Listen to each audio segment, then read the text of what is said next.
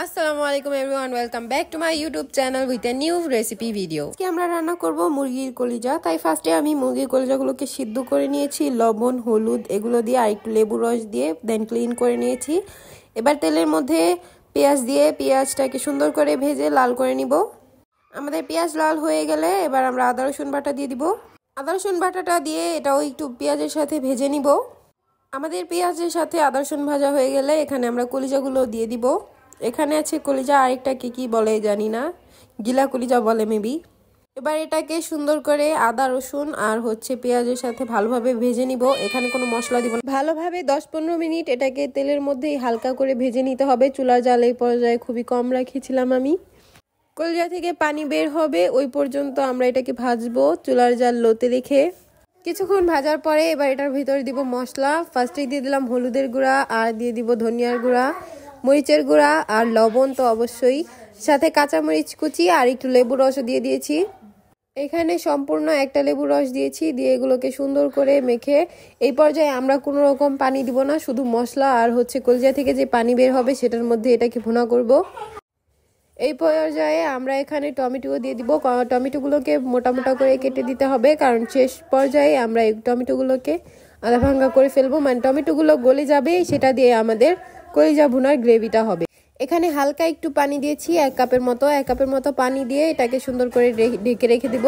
এখানে নেড়েচেড়ে সুন্দর করে টমেটো, মশলা, মরিচ সবগুলো ভালোভাবে মিক্স করে নিতে হবে, যেন সব মশলা কলিজার সাথে ভালোভাবে মিক্স হয়ে যায়।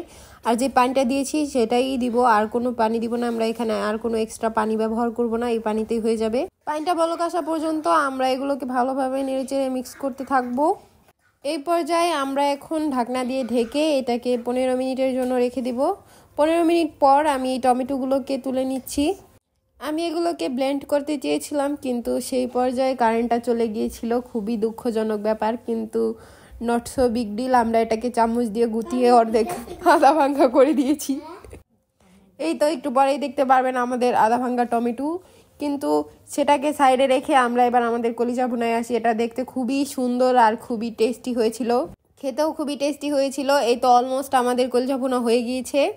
আমাদের কলিজা ভুনা না, অবশ্যই মুরগির কলিজা ভুনা।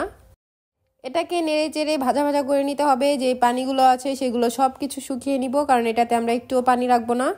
এই তো আমাদের সেই টমেটো, যেটা আমি চামচ দিয়ে গলিয়ে ভর্তা করে নিয়েছি, কারণ আমাদের ব্লেন্ডার চালানোর কোনো উপায় ছিল না, কারেন্ট চলে গিয়েছিল। এবার টমেটোটা দিয়ে সুন্দর করে মিক্স করে নিব। টমেটো থেকে যে এক্সট্রা পানি বের হয়েছিল সেটাও শুকিয়ে নিব।